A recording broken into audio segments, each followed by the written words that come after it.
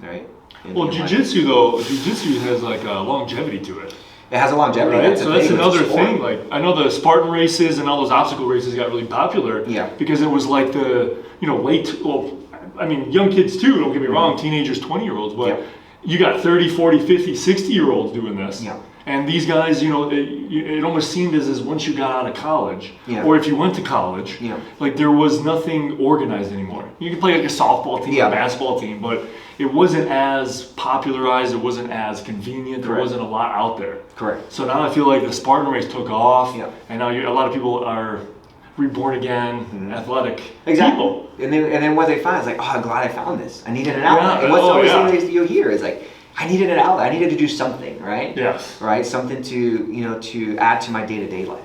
Yeah. Right? And fortunately, jiu-jitsu and like Spartan racing, like all those races, they don't have like a cutoff of age and when you can do them. Like jiu-jitsu, you can start at any age. And you don't have to, and I tell myself, you can be, I always hear, I'm too old. Right. Or I'm too big, or I'm too small. Well, no, nobody's ever too big, too small, too old, too young to start jiu-jitsu. No. Right? You can always get somebody moving into it. Like one of my training partners, Parker Ladd, he's one of my professor's first black belt, and he's one of our oldest residents. He's in his late 60s, I think, at this point. Wow. But he started when he was in his 50s.